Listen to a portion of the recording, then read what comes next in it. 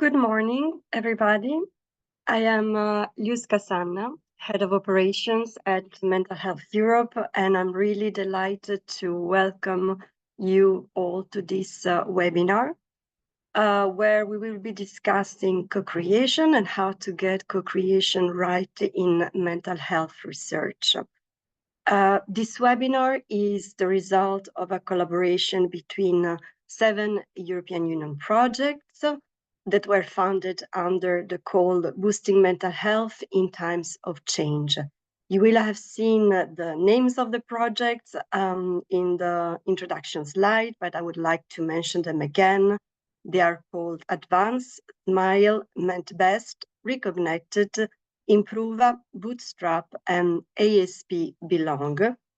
And they're all powered by the European Health and Digital Executive Agency, HaDEA. Today's objectives are very simple. We have two main purposes today. We want to promote co-creation in mental health research while addressing the challenges that are faced in this area. But we also want to look into ways on how to improve co-creation in big research projects. So how we will be spending this 1 hour and a half together?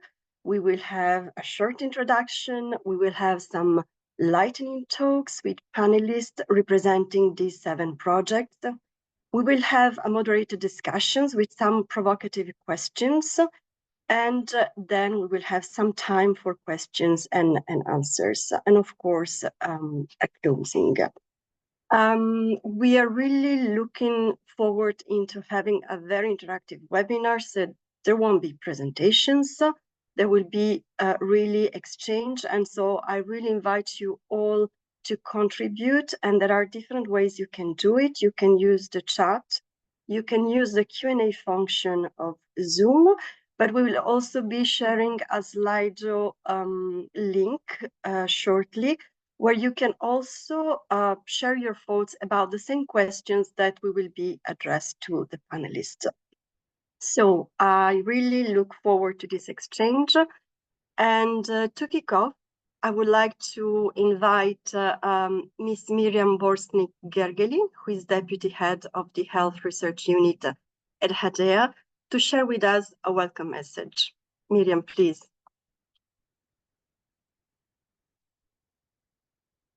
Thank you, and good morning to everybody. I'm very happy to greet you with some opening remarks in this first, but I believe not the last, of joint webinars between what you have already mentioned, 7 EU-funded sister projects coming from the same Horizon Europe call. Such collaboration and exchange of ideas among yourselves is exactly the outcome we were hoping for when in HaDEA, the European Commission's implementing agency that is managing health research, we organized an online networking event, an event that we are organizing for our project.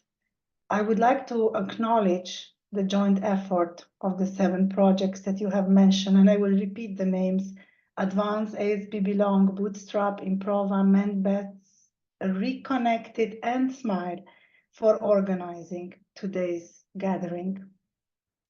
Mental health is one of the most pressing challenges of Europe, especially since the COVID pandemics, and in particular for youth.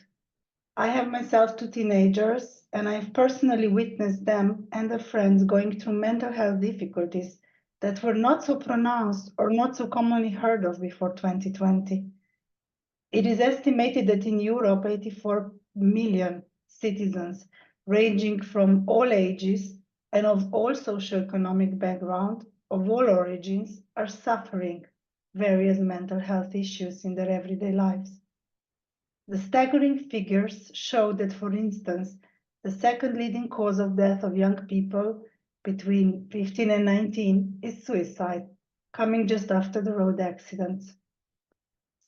The sheer size of this challenge is now clearly recognized in the EU policies, and in particular in the Commission's communication of June 2023 on a comprehensive approach to mental health, but also in a novel policy approach on the power of the arts and culture for people's well-being and inclusion. It is also reflected in the increased EU budget granted for its research and innovation. And the European Commission is looking closely at the results of the ongoing research projects in this domain, including yours, especially now as we are preparing for the next research framework program. And while I personally will have to leave, there are other colleagues here from the agency and the Commission among the participants who will follow with attention your discussions and also perhaps contribute.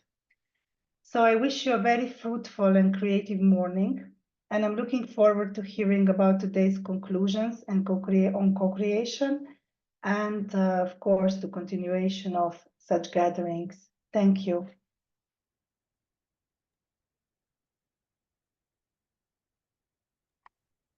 Many thanks for your message, Miriam, and thank you for being with us today. I would like now to invite the panelists to turn on their cameras. And at the same time, I would like to invite all of the participants to join the conversation either by scanning the QR code that you should be seeing on the screen, or in the chat you will find a link to join the Slido discussion. So don't hesitate to connect. So welcome to all of our panelists today, and we'll start immediately with a first question for you all. And please, when you reply, say your name and the project that you are representing. So the first question I would like to share with you is, along the co-creation pathway, how can we really actively prevent tokenism and ensure that individuals with lived experience of mental health problems are not simply a diversity checkbox, but are really equal partners in discussing and developing solutions? Who would like to start? Or shall I invite one of you based on the screen? Arlinda, would you like to go first? Hello, such a pleasure being part of this panel. I represent a few projects, so working on Mentbest, as well as Reconnected and BootStRAP, based at St. Mary's University in the UK. It is such a great question that I think it was important for everyone to consider it from the beginning of planning research proposal.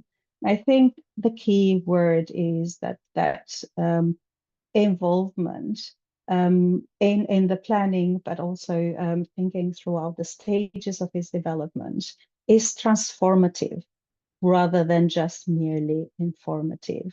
In the co-creation is conducted with participants, not on participants.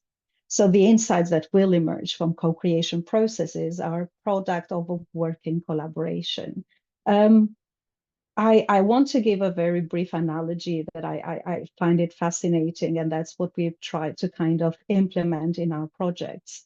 There was just a few years back in Moscow, there were new buildings, and it's an architecture analogy. They were building a new compounds with buildings, but also a large park.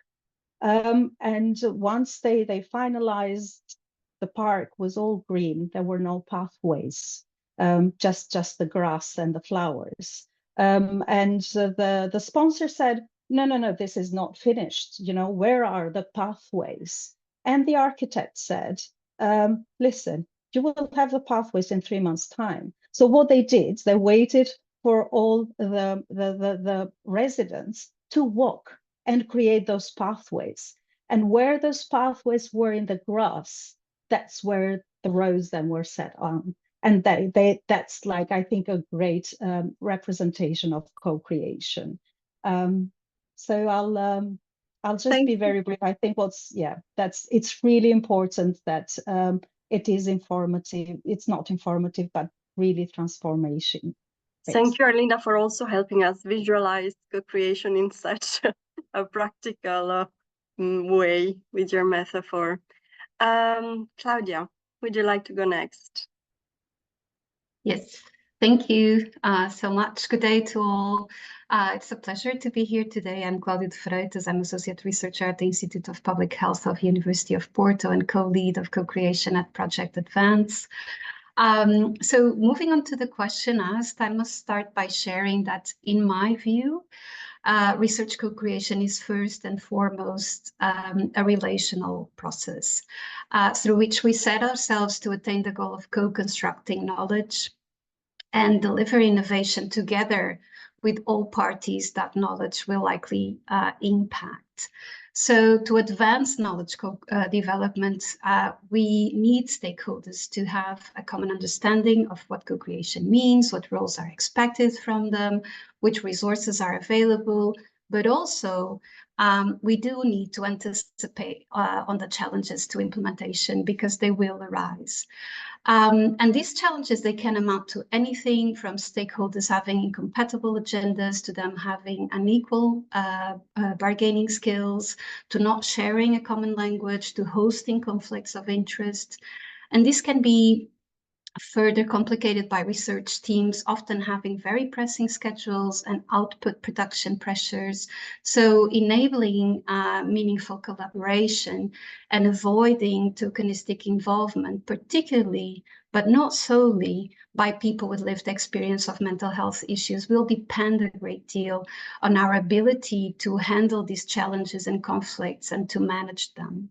And I don't think, and I think my fellow panelists agree, that there is no simple recipe to do this other than really continuously monitoring and self-reflecting and creating safe spaces in which we do feel free to express our doubts, our concerns, to share what we think could be potential solutions to the rising problems, and to work together through these tensions that may emerge. And one thing that we have been finding helpful is to resort to principles of equity and solidarity when we have to make these decisions. And in practice, what this means is that we try to allocate resources which we are short for, first to those stakeholders who may need them most, and we try to lower the threshold of participation by prioritizing the needs of those stakeholders who may be at greater disadvantage. And this may be holding meetings in person instead of online, which would be comfortable for many stakeholders, but not for all, holding them in the language that most participants are comfortable speaking.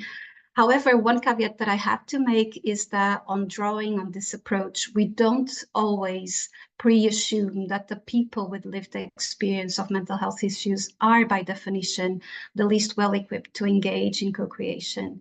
It may so happen that practitioners, researchers even, who are less familiar with co-creation also require support in making sense and in accommodating different forms of knowledge.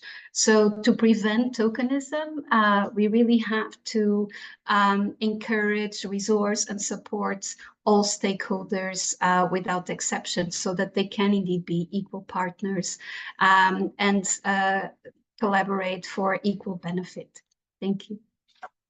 Many thanks, Claudia, for already bringing up some very practical solutions on how to address this issue.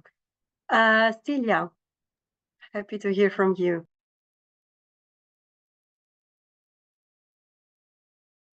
Hello, everybody. Good morning. I'm Célia Salles. I'm also in Porto. I'm an associate professor at the Faculty of Psychology and Education Sciences.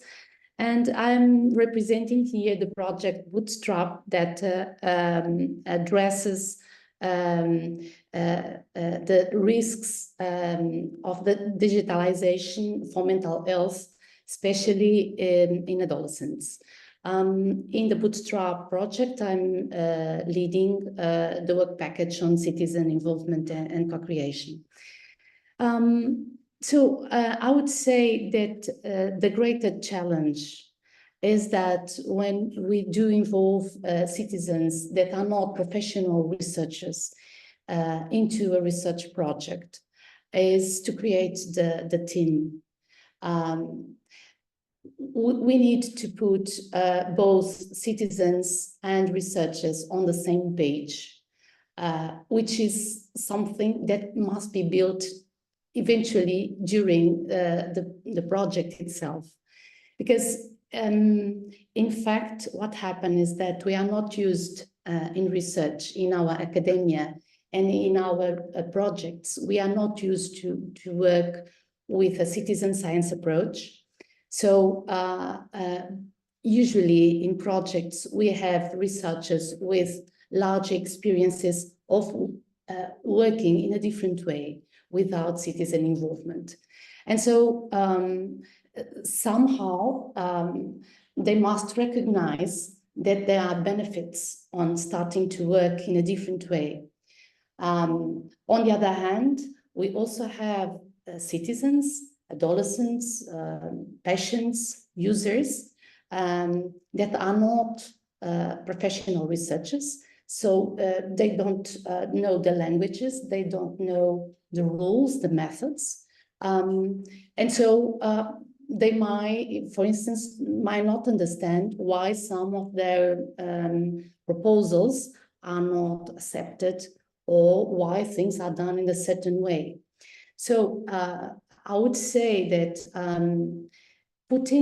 creating a team where everybody's on the same page and is collaborating and open to listen to each other's view is a key point. And I would point, well, some of the proposals and recommendations that were said earlier also apply. I would add two more. And one of the things is that it is important to surprise researchers. That is, creating in the project activities, tasks where researchers have contact with citizens with their inputs, and they realize that they are doing a better research project because of the presence of this interaction, of these inputs of citizens. So if citizens are, if we create an opportunity where citizens teach something to researchers, there will be more openness to work in a team. On the other hand, the second experience that we would like to share is the importance of honesty, to be honest with citizens regarding what we are doing with the inputs and the knowledge and the effort they put in the project. It is important in these big projects that they are long for a long time. It is important to have an ongoing feedback and self-evaluation of citizen involvement, namely what has been co-created, what has been proposed by citizens, how it has been included and not included in the project, and why. And this must be done through a dialogue between the research and the citizens, and should be clear. So if people understand their roles and they feel that everybody has got ideas, some of it cannot be implemented, but all ideas are respected and listened to and considered, that helps much to really have a team with core researchers where everybody contributes in a equally to the project aims. Thank you. Thank you very much, Celia. I've been hearing so far so many keywords for co-creation. We'll get back to some of them. I'd like to invite Mel from the SMILE project. Hi, thank you. So my name is Mel McKendrick and I'm an Associate Professor of Psychology at Heriot-Watt University in Scotland. In the SMILE project, which is about developing digital solutions, including gamification to boost resilience and reduce psychological distress in young people aged 10 to 14. I'm involved in leading work packages around ethics and security, and also running a pilot, one of 7 pilots across a number of countries, and leading on the game design and case studies. So we are actively trying to prevent tokenism by involving young people and other stakeholders actively within game design. We're involving them at different stages, right from trying to understand the issues that are important to them. What are the real world issues that young people are actually having to deal with that might cause them distress? And we take these perspectives from the young people themselves and from their support structures, so parents, teachers, clinicians, who may also have an understanding of where they're at and what they need.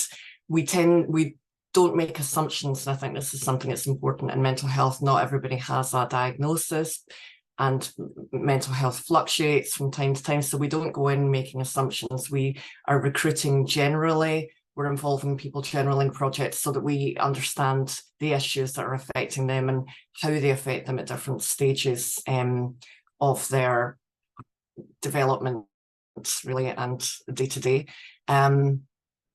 And we're looking at implementing, so we're taking at different stages where we're actually having, within each of the iterative designs of the game, they're involved in workshops where they're able to input and prioritize what's important to them.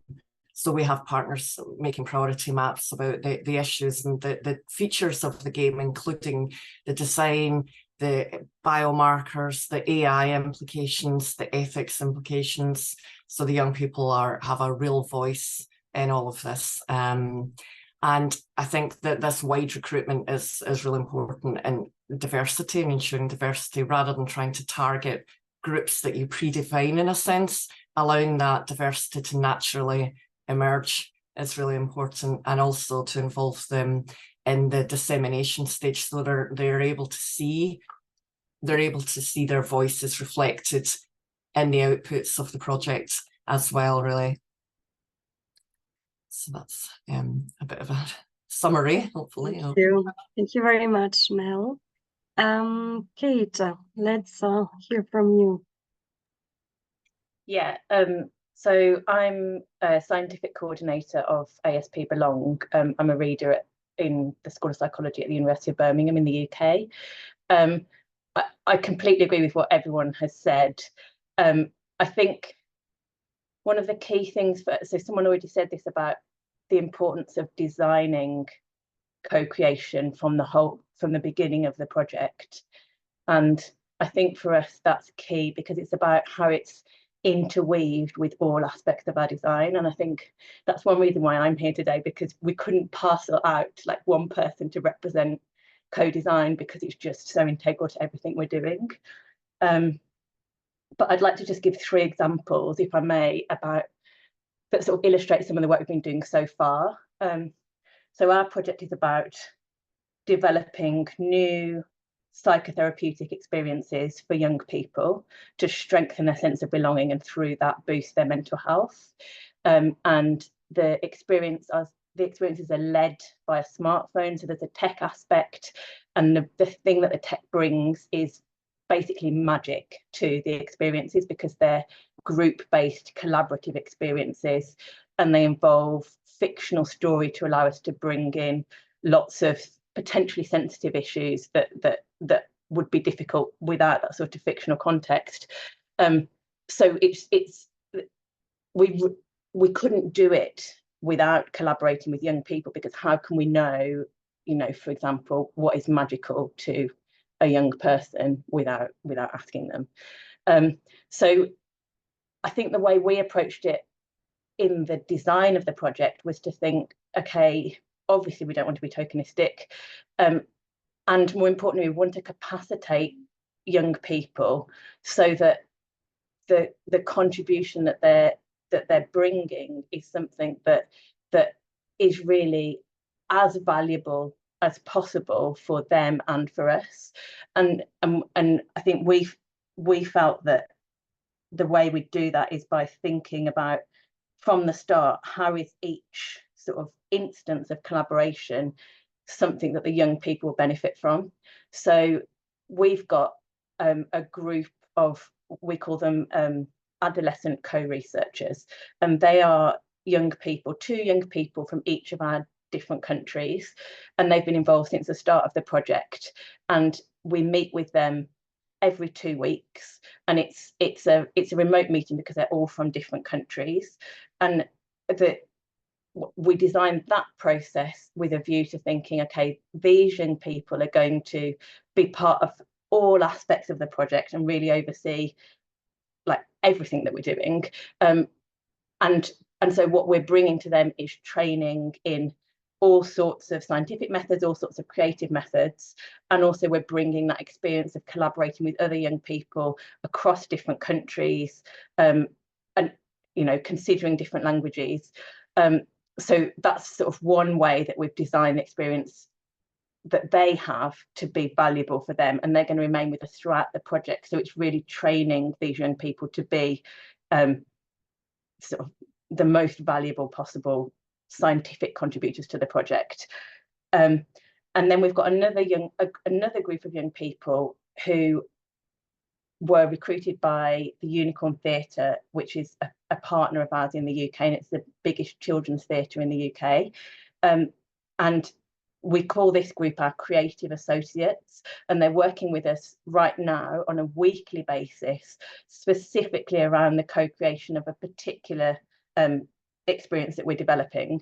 And I guess the key here is that we wanted to inform young people, like truly inform them what it would be like before they sort of signed up.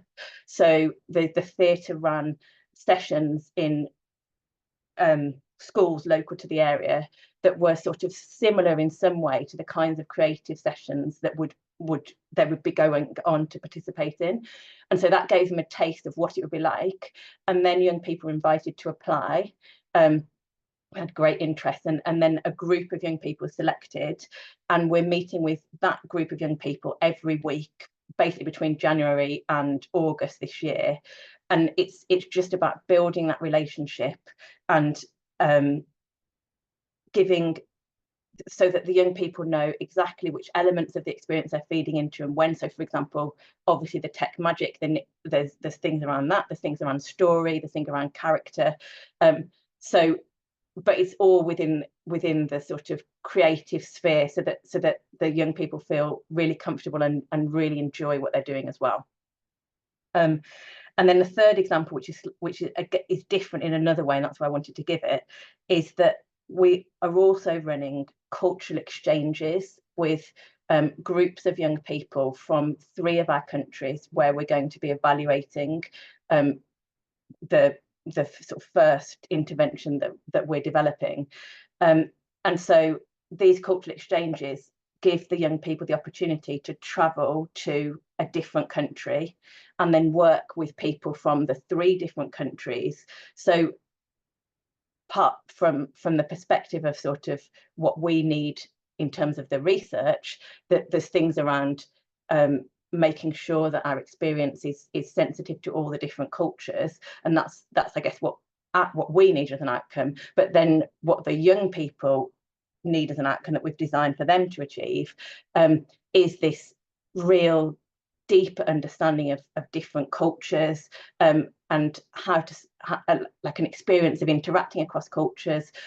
Some of them, it's the first time they will have gone and done something in a different country that's not holiday. I mean, I think most of them probably. So it's that cultural exchange that gives young people that broad, more broad sort of perspective on the world, I guess. So those are the 3 examples that I wanted to give. Thank you, Kate, for bringing further very practical examples on how to address the issue of tokenism. I'm going to give the floor to Rodrigo. I'll have to ask the 2 last panelists to really stick to the 3 minutes because we're running a little bit over time according to planning. Thank you very much, Rodrigo. Hello, my name is Rodrigo Lima. I'm the scientific coordinator of Improva. I am affiliated here in una social in Spain. Improva, we are developing an e-health platform to implement a universal promotion of mental health and well-being in adolescents. And because of that, we are including not only adolescents as our first-person group in the co-creation procedures, but also teachers, parents, and other policymakers, because we hope that by the end of the project, our tool, our platform will be integrated into the educational system. So we need to have the perspective of different stakeholders into the project. And to prevent tokeism during co-creation procedures, we need to, some of our colleagues already highlighted that, to include these already in the concept of the project and in the design of the program and of the project, and try to partnership with them as early as possible. Very often this is extremely challenging because different stakeholders, they have different interests and urgencies that the scientific timing from project grant to project implementation and all of the phases of the project, very often this is very difficult. We actually try to engage with them as early as possible, so have dedicated time and resources to the co-creation procedures. That's the utmost importance. We included various different strategies because of the different phases of the project. Another thing that was highlighted here, and I would like to stress, is the importance of having them throughout the duration of the project. And one of the things I would like to highlight is that we could create a commission, as some of the examples already anticipated here by the colleagues, of having groups of stakeholders participating in the project and supporting the development of the program in the different stages, from very early in the beginning of the project until the end of the project. So just to keep very short, because we are running out of time, we can discuss further other aspects of co-creation. Indeed, Rodrigo, we will have some more time after this first part. Thank you. And Catherine. Thank you, Leoska. Thank you for organizing this meeting. My name is Dr. Catherine Schopp from Germany. I'm a postdoctoral researcher and a licensed psychotherapist and the coordinator of the co-creation process of the Reconnected project. And a lot of good points have already been named. I would like to add 2 more points, which come at the very beginning of the co-creation process, I think, as we are also at the very beginning of this process. So first is about attitude, I think. It's about our attitude as researchers. I think as researchers, we need to be more humble. We should be more humble. So we should not think that we are the only ones who know what a good intervention looks like. We might be experts in terms of science and scientific designs and conducting scientific research, but an intervention is only good if it fits the needs and the life of the users. So by definition, we need feedback from our users in order to make good interventions that will be used. Yeah, so I think we need to acknowledge that we are not experts in everything. And the second point relates to that. In order for our co-creators to become users, the point is about knowledge and knowledge transfer. So in psychotherapy, for example, we want our clients to become their own experts, to become experts for their own problems and be able to manage their own problems. So we want to transfer our knowledge to our clients in order for them to become true experts. And I think that's important in co-creation too. As researchers, we should share our knowledge to our co-creators, so they will eventually become their own experts, and so they can make well-informed decisions and design and choose the best possible and suitable interventions in order to make research better. Thank you. Thank you, Catherine, and thanks to all of you. I think you've already provided so much input that I have plenty of questions, and I need to retain myself a little bit, but I will focus on a couple of them, and then we'll see. So, I've heard from you that co-creation really requires flexibility, adaptation, really monitoring the process and taking care of it throughout the process.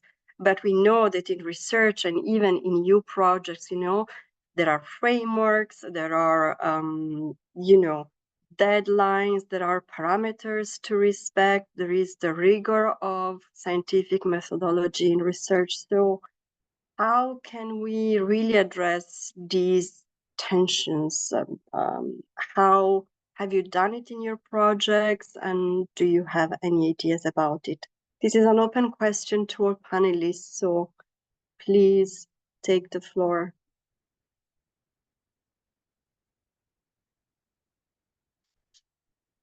Anyone who would like to share? Otherwise, I will. Shall I start? Please. Great. So yes, absolutely.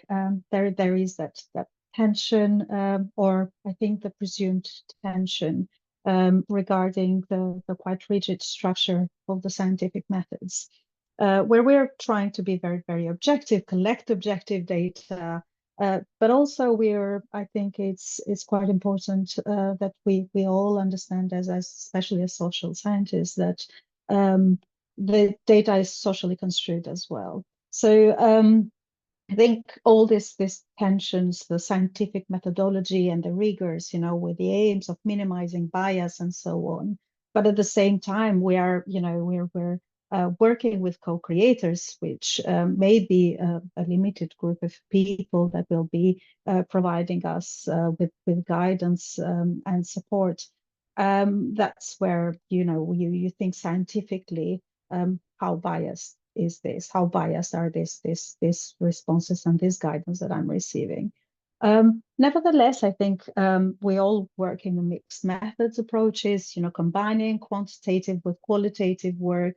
But I think the importance, and someone has already mentioned it, is working together and upskilling our co-creators in terms of scientific knowledge, scientific methodology. So we have, for Mentbest, we have created, apart from the webinars, the workshops, and so on, we have created a platform for working and created a community of practice, so to speak, which we see in practitioners, but not in co-creators. I think it's quite new, where we have this community of practice for our co-creators to get together and not just discuss specific steps in the design of the studies, but also to build up their skills. So we have created little information about MOOCs, massive open online courses. We provide some short videos, let's say, about what's an RCT, why are we taking specific steps in the studies, to also empower them to give competent support to the study, but also for their future is quite useful, because it's great for the CVs, and also to be great advocates in the future for themselves, and especially the vulnerable groups that they represent. So that's just a brief, maybe reflection on how we are trying to have this power dynamics and expertise equitable in this relationship.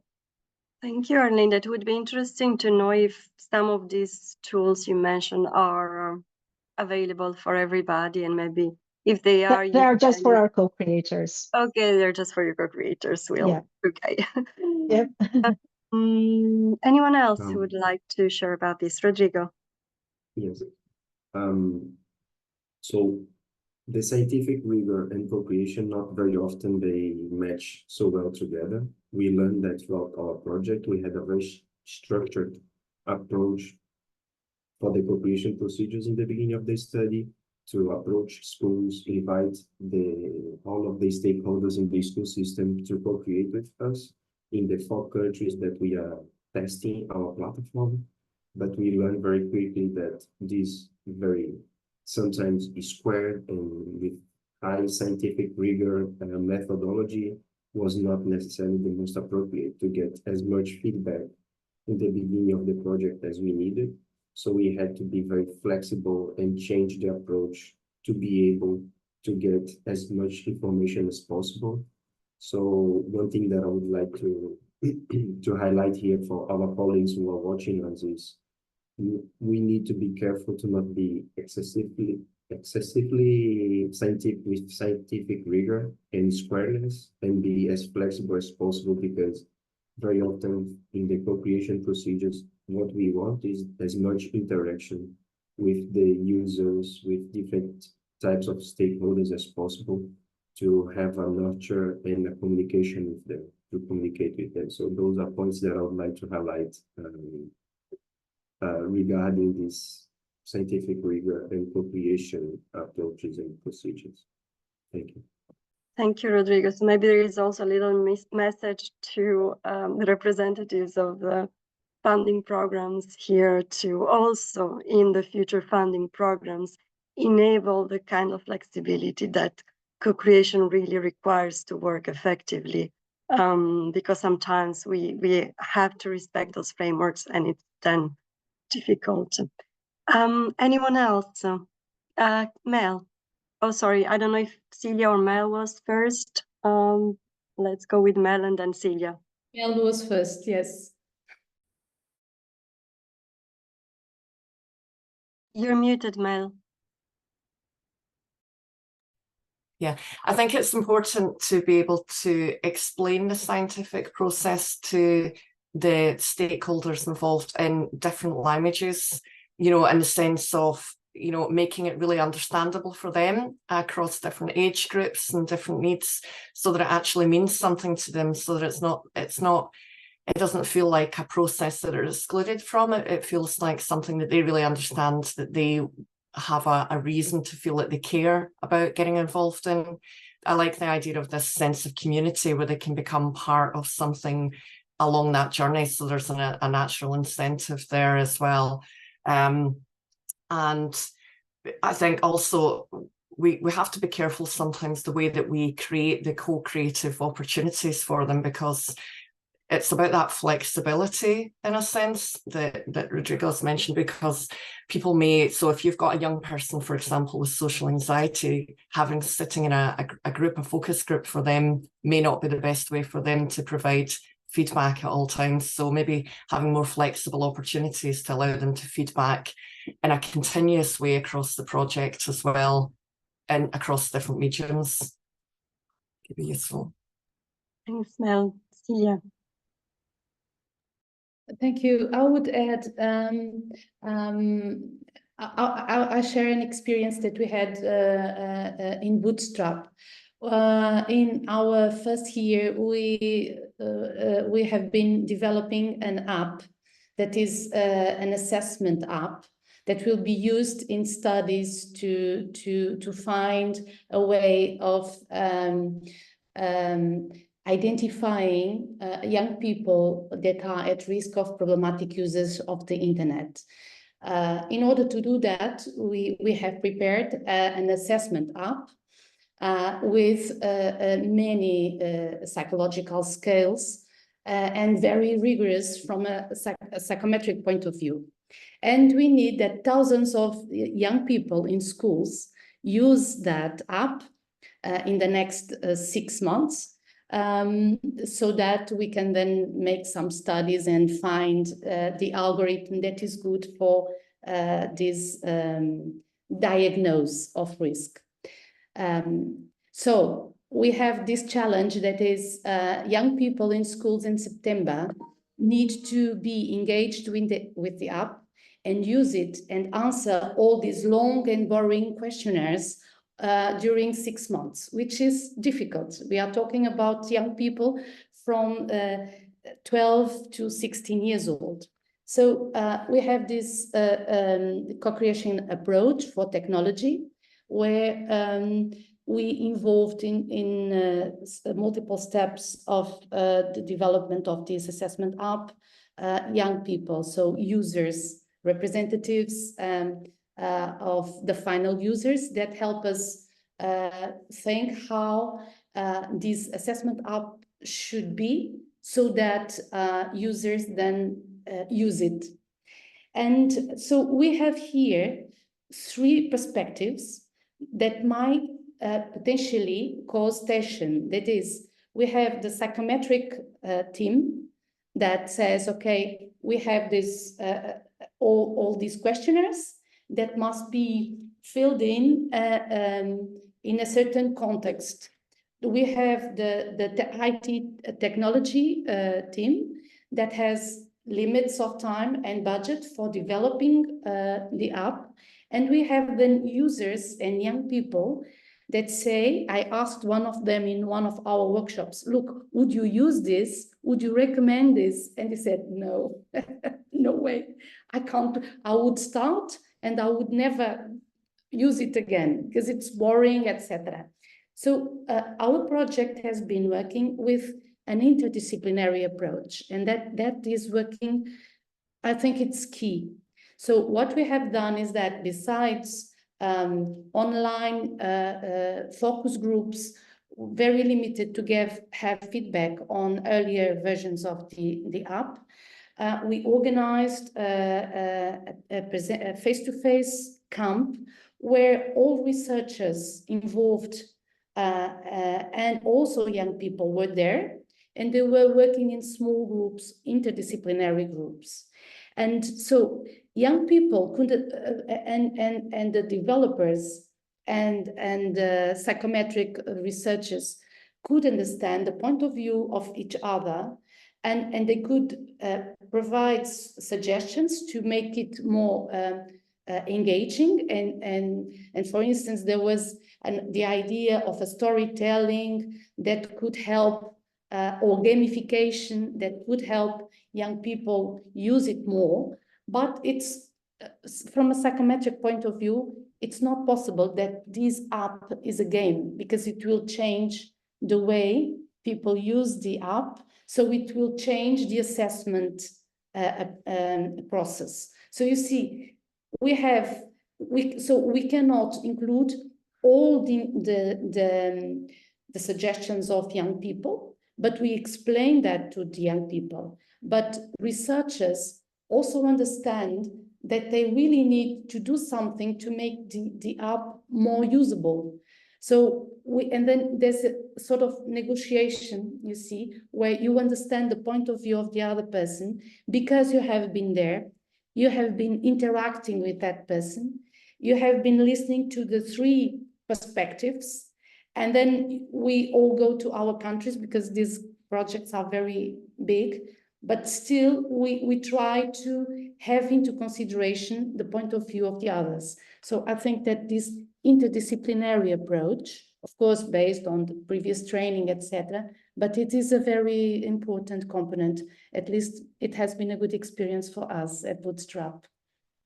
Thank you for this input, Celia. Kate, and then I have another question for you all. Yeah, I just wanted to give 2 quick examples. One on the tension between scientific rigor and co-creation, the other on the timelines issue. So I think one of the things that we want to collaborate with adolescent co-researchers on is the outcome measures that we're going to use as a part of our trial. So like a not double blind, but a blind randomized controlled trial. Clearly, there's limits with what we're able to do with outcomes within a trial. And obviously we're talking about some of this, Celia, but it feels to us that the key thing there is about just us being completely open with the young people and making sure that they have appropriate training to understand what we're saying, which obviously feeds in also to what Mel was saying. But for example, like if we're talking about a specific outcome measure that we agree with the young people is generally okay, then how much scope do we have to change that? We need to make sure that they understand there's limited scope to change it, but in principle, you know, we could alter wording if there's something that they don't understand, but they need to understand, you know, the principle of rigorous scientific measurement in order to sort of know, to understand us and contribute in that way. And then the other example that I wanted to give is about timelines. So I think this comes up a lot when we're doing co-creation of technological stuff with young people, because there's always this tension between, I guess, where the input is coming from. And I think it's important not to shy away from the fact that everyone involved in that process has different kinds of expertise, and it is being led by, in our case, it's being led by a design team who already have experience of having collaborated with young people to develop a prototype of our technological intervention.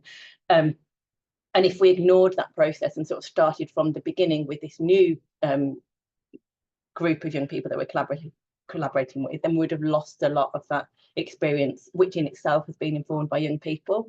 So again, it comes down to the openness, but also not shying away from the fact that we need to make sure that everyone understands the kinds of experience that they're bringing to the process, and being completely open about that, I think, helps us to get away from the sort of power dynamics. And I guess just the last thing on that is, with tech development, obviously we're very, very tied by timelines. So it's only by being completely clear about that from the start can we meet the timelines that are really important for the tech developers. Yeah, that's it. Thanks, Kate. Your point on outcome links well with my next question. So I'm gonna play devil's advocate here. I hear co-creation really requires time, effort, resources. It can be complex because you're bringing together so many different perspectives, and we hear is about relations, no? And changing a culture and mindset. This is also what I'm reading in Slido. So I want to ask you, panelists, but also all participants, is it worth it?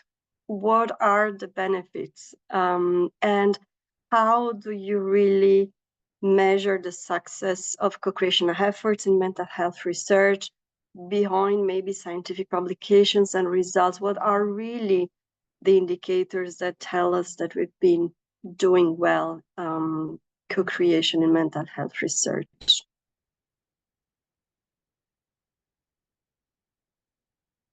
Anyone? I can come in. Please. So I think my first response is, why do it? Because everything is better. And I think then that inherently makes measurement difficult. But I think for me, then the measurement comes a lot down to impact. So if we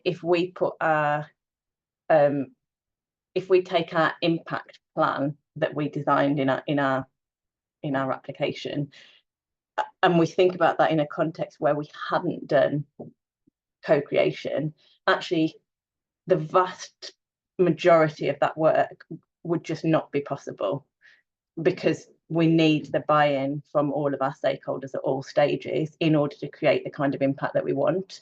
So to me, the measurement of co-creation and the measurement of impact are sort of completely intertwined, and we should be thinking about how we're measuring impact. And I'm not going to go into that because then that's another question. Thank you, Kate. Mel. Yeah, I think the benefit of doing it, it's a completely necessary part of understanding the solution to the needs. The solution has to be built wrapped around the needs, and the only way to do that is through co-creation, really. But in terms of the how to measure it, I think there's three kind of prongs of measuring it. There's the output of the co-production process itself. So one, you know, the product, the end product, and how that's the impact of how the take-up of that, for example, and the measured benefit of people using it. There's the experience of participating in the process itself for the beneficiaries, so the end users, you know, if they're involved in that process, and that can be done through interview afterwards, focus groups, etc., to understand how they felt in that process.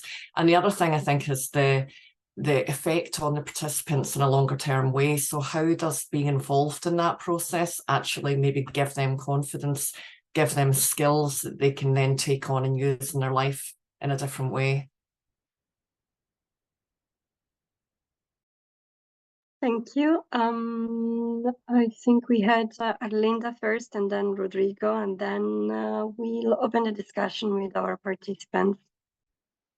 Very briefly, totally agree. I think, you know, having, especially in the work that we're doing, work and research without co-creators means that we are developing interventions that may not be acceptable, accessible, or usable at all, with no utility. Therefore, I think it is essential and imperative that we do it. It's not maybe, definitely. In terms of the evaluation, it's quite important that we think about assessing the satisfaction with engagement levels and stakeholders involved in the whole co-creation process, in the sense that we can improve in the future, and we know how to do things better.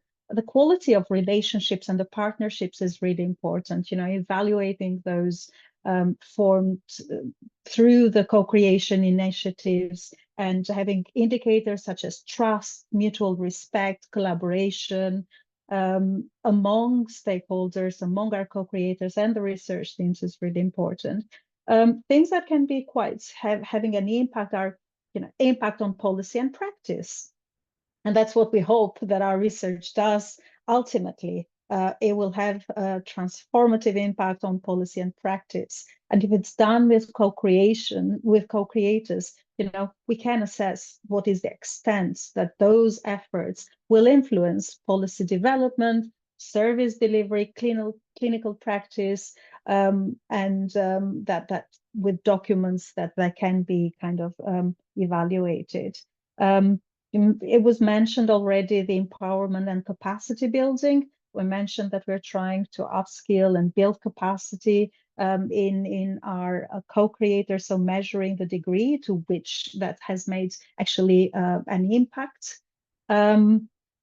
It can collect cultural and contextual relevance and assess it for the solutions that we have created, and definitely the ethical and social impact. What ethical considerations and social implications that the co-creation efforts have impacted. Thank you, Arlinda. Rodrigo. Yes, I couldn't agree more with the comments of Kate and Arlinda. Actually, Arlinda mentioned one point that for me it's pivotal here, which is acceptability and acceptance, because there is a distance between us as researchers, as well as our methods could be, but there is a distance between what we think is the best solution to actually the best solution. So we actually need the input from different stakeholders, in our case, adolescents, teachers, parents, while designing our solutions and all stages of the process. And regarding how to measure, how to assess the impact, apart from the options highlighted here, we can also have a log.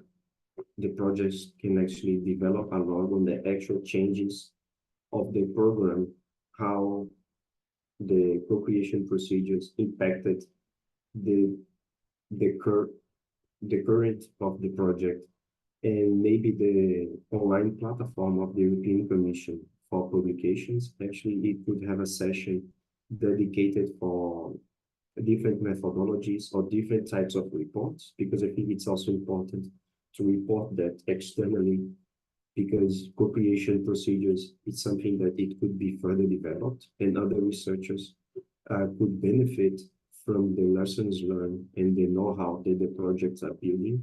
So actually communicating this to the public, not only scientific, but also to the general public, I think this is extremely important as well. This sounds like a very good suggestion, Rodrigo, because there is a lot of learning happening in this project. So it really would be good to document it and share it widely. Very quickly, Celia, and then Claudia, and then we move to questions from our audience.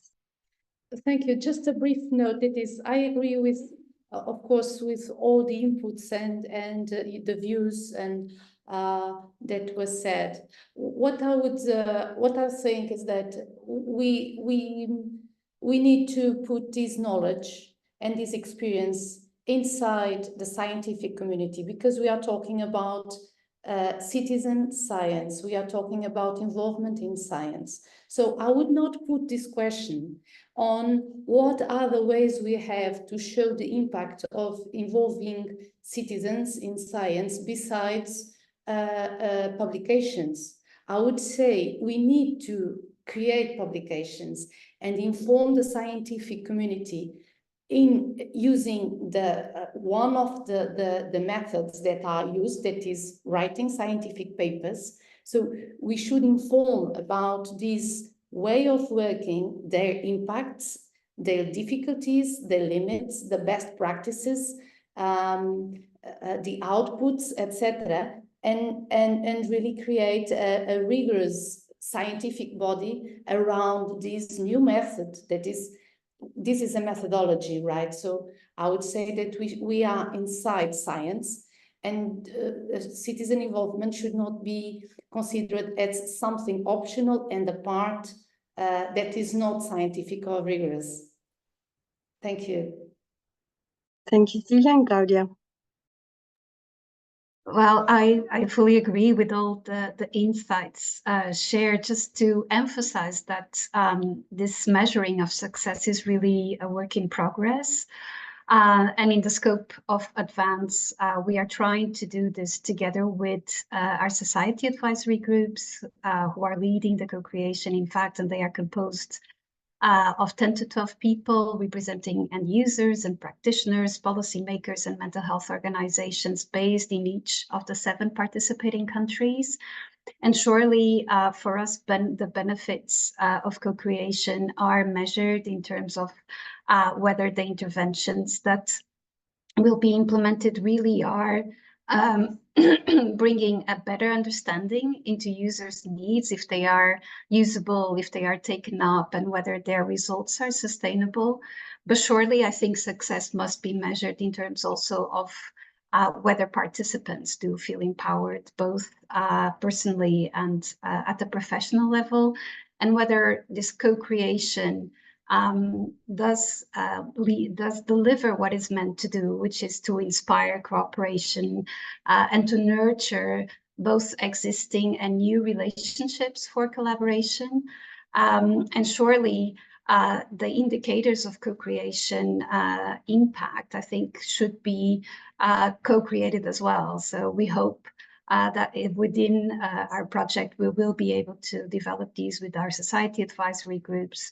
But I think a good sign of whether we are producing important impact is whether co-creators sustain their involvement throughout the project. These are long projects, so this is something that we really have to nurture, and which brings us back to the importance of relationships and the importance of keeping these nurtured and well. Thank you. Many thanks, Claudia, and everybody in the panel. We're going to now look at questions coming from the audience. Thank you so much for being so active in Slido. We will be sharing a report of Slido, so you will be getting all the input and comments that have been contributed. So please be as active as well in the Q&A function of Zoom to ask a specific panelist, or in general, all of them, your question. I would like to start with, we have 2 questions in the chat that are a bit close. The engagement of the different stakeholders in co-creation, it needs to be sustained, it needs to be nurtured, but this can be challenging because research projects are quite long, and we've heard from you that it's important to build co-creation from the beginning throughout till the end. So what have been the challenges you've been facing in supporting this engagement, and what are the strategies that you have put in place and that you can share with us? And particularly when we think about certain groups, for instance, young people or people experiencing mental health problems, or other groups involved in co-creation that are maybe in vulnerable situations, how can we really support engagement of all stakeholders, but also specific groups?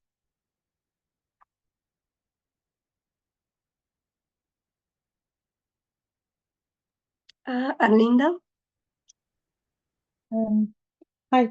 Yes, I think it is it is really important, and I also wanted to address one of the questions on the Q&A regarding having a sustainable co-creators involvement without incentives. I would say when thinking about the equity, the co-creators are also part of our team.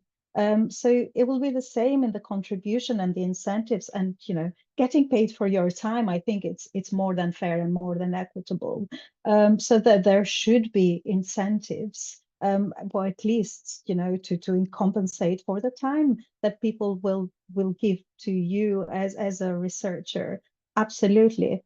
But in the same, I do understand that there may be challenges in terms of funding, and there may be limitations. So there's other incentives that you can think of apart from financial incentives. So for example, for us, we've agreed that we could provide some funds for upskilling. So if people wanted to carry out specific research related online courses, we could pay for them and so on, but also deciding with the co-creators what is the incentive that they would like to receive in terms of we're working with young people, as CV supports, and giving references depending on what you're working with and whom you're working with, but definitely incentives and definitely pay for people for their time. And I think in terms of challenges that we've had, it's been quite specific because we're 11 countries, 11 cultures, 11 languages, working together. And we wanted to create this community of practice that I mentioned before.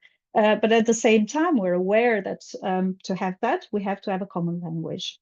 So we decided that we're speaking English, and which means we are kind of excluding some very important, vulnerable co-creators. Therefore, we thought it was important then we create like a cascading approach, where we have a core member of our co-creators, which I see many of them have joined us today. Very, very happy to see them here with us.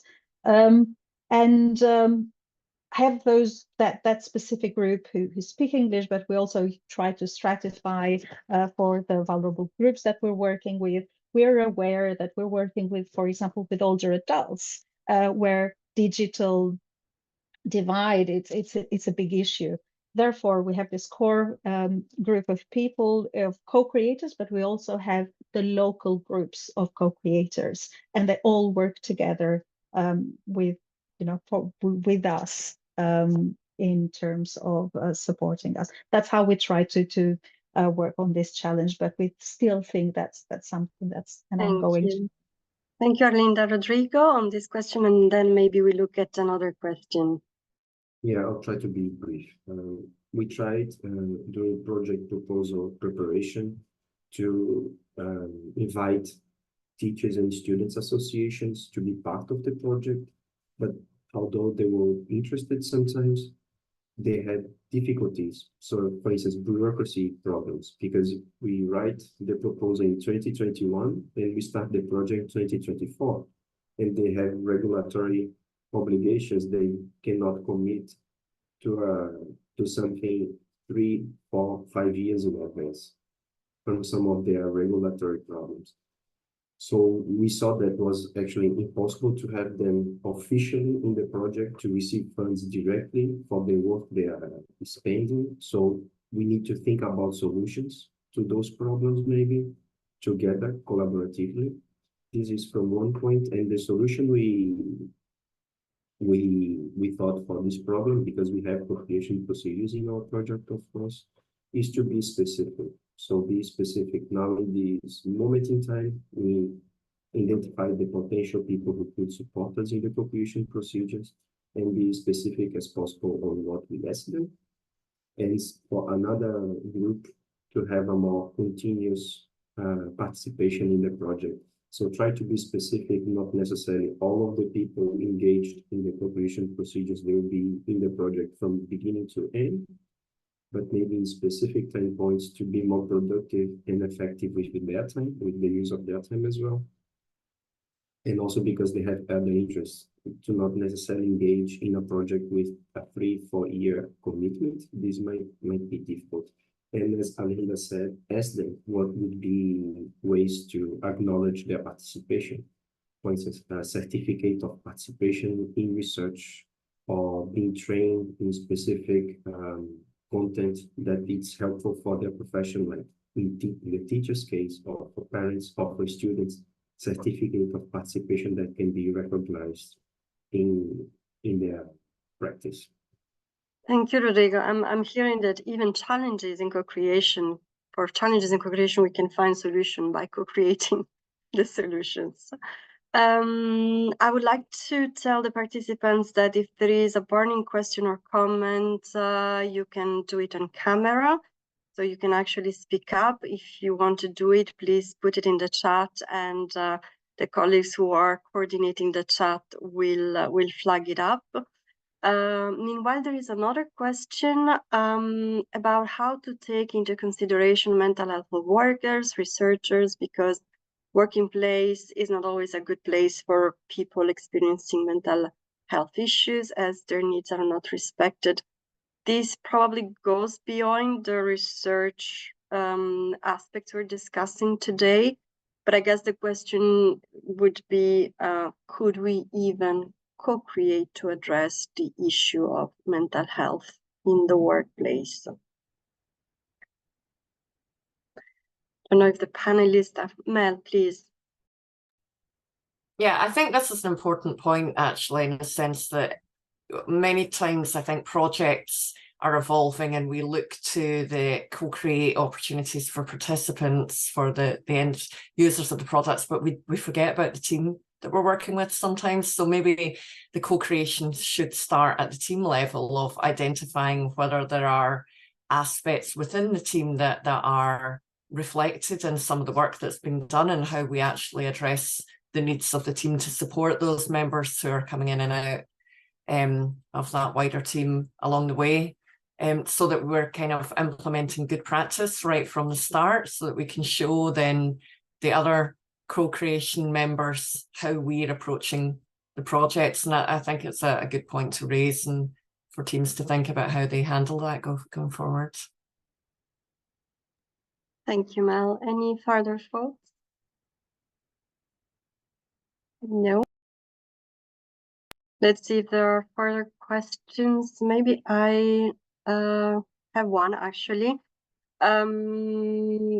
You've all mentioned in different ways creating a safe space. You've mentioned openness, respect, transparency. So how can we create a safe space for co-creating in mental health research? Do you have any tips to share?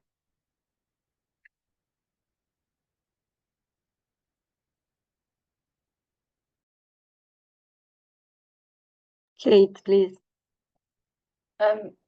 I think it's by considering really carefully who the people are that we're doing the co-creation with. So in our case, as I mentioned, like we've got several different groups. I just talked about 3 examples of the young people, but we've got a lot of other groups as well, of all sorts of other people. And I think you need to design the infrastructure to be tailored to their needs. And obviously part of the co-creation process is sort of understanding the individual's needs as well. And so I think even if we've got an idea from the start, you can still keep adapting it.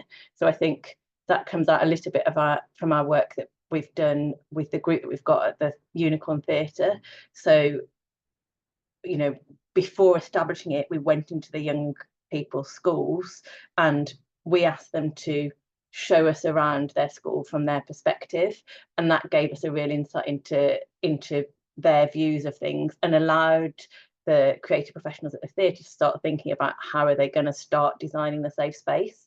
And then every week that the young people come, they're still actively thinking about that question, and they're sort of getting feedback on an ongoing basis and sort of moulding the design of each session to just meet those needs that they're getting input on every week. That makes sense. Thank you, Kate. We have another question. In your experience, what could be the most meaningful forms of acknowledgement of the contribution for end users in the co-creation process? I think you mentioned some forms of acknowledgement, but would you have other examples for us?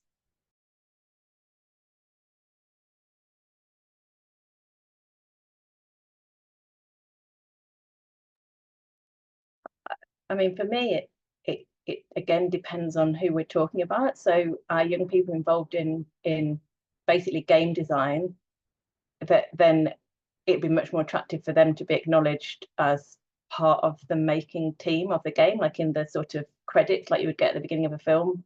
That's going to be whereas adolescent co-researchers who are involved in all aspects of the project, giving them the opportunity to potentially towards the end of the project be involved in a publication and be named within that publication, I think is something that would be particularly valuable for them. So it really depends. So to be actively discussed with the end users themselves. We have a question about diversity, and some of you mentioned diversity already. How do you think we can ensure diversity in co-creation so those we involve represent the perspectives of the end user community, and how do we practically integrate that at the beginning of the project?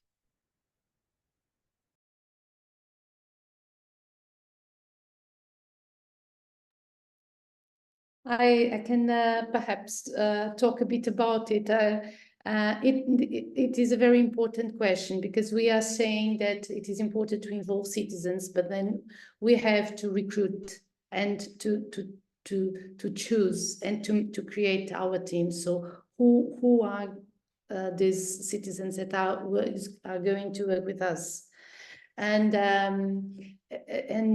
well, I don't have the answer, but we should ask that ourselves when we are planning the project. This is something that is absolutely key, is that this is a research method, science, citizen science, and involvement of researchers, citizens in research, is a way of, it requires the design of the research protocol. And we should put that on the same page as we do when we are thinking about our sample. And I believe that we are still not there. We still think that, okay, this is something separate, optional, but it is not. So the key is that we think also about the stratification, the profiles, the inclusion and exclusion criteria for the co-researchers, the profiles of the co-researchers that the project needs. And the same as the researchers that are going to be selected for the research project. So also the co-researchers should go in a selection process eventually when they are going to be involved in a day-to-day basis, not one step only involvement. So I think the planning is key prior to the research project starting when we are doing the application. Can I very briefly add our experience with Mentbest? It was really important for us to think about this very thoroughly. So we created standard operating procedures throughout the 11 countries where we worked very seriously into mapping our stakeholders and put a lot of thought into that mapping process in terms of covering or trying to cover all the different characteristics that we wanted to cover in our co-creators. So I think quite a lot of work going throughout those participating countries in the research and having very clear standard operating procedures and how we're doing it rather than just doing it at ad hoc, because it feels like, you know, oh, we're just selecting a co-creator ad hoc. But for us, it's been a very, very clear and very strict process in doing it. Thank you, Arlinda. Mel, then Claudia, and then we take a final question. Yeah, thanks. I think there's the diversity issue is fraught with problems in the sense that there are some issues, some diversity categories that tend to rise to the top, and other, it means that sometimes there are people that are unseen. And so this is where I think it's really important to cast a net out in the recruitment strategy really widely and look at the different types of incentives that different people need to get involved, and how that sense of community can be fostered across different diverse communities that will make people more likely to want to become involved. But by really, and I agree with Celia, and you know, again about this idea about the planning, this has got to be built in right from the very beginning about how to plan the recruitment strategy as well. So that, you know, you're the places that you're recruiting from, the communities that you're recruiting from will naturally have that diversity within them, where they're able to then come forward rather than recruiting for categories themselves in some cases. Mel, Claudia? Well, just very briefly to add, I do agree with the proposals and the considerations that have been made, but just say that I think we do need to be very humble. And one question that is important to make is to ask co-creators who is missing, and then really engage in efforts to bring those voices into our discussion tables.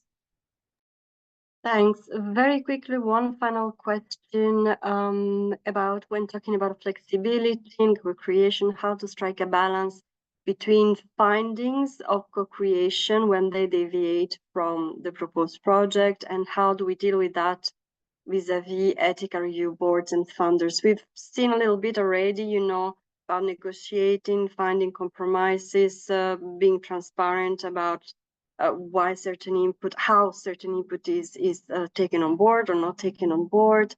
And we also share the message with funders on maybe being calls that make this flexibility easier and possible. Is one of you wanting to add something about it? And then we go into the closing session. Claudia, please. So that was a left hand, but either way. Sorry. So I think we do also need to engage more with ethics committees, not just funding agencies, and that actually will be one of the recommendations. We can always make an addenda to the project that we have received approval on, and making a very good case for why it deviates or why new methods have been used, or. But from personal experience, these are lengthy projects in the sense that it takes a great deal of time, not just to frame these addendas, but also to receive an answer. And sometimes that's beyond the scope of the timelines, which we have mentioned before, of projects.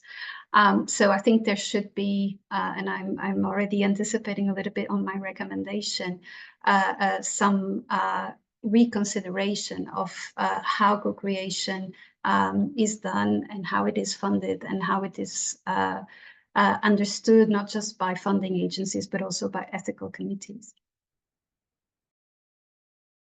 Thank you, Claudia. Indeed, I would like to invite all panelists to share, if you have one final recommendation that could be addressed, to different stakeholders, scientific community, founders, ethical boards, other groups. Is there some final thoughts you would like to share with us?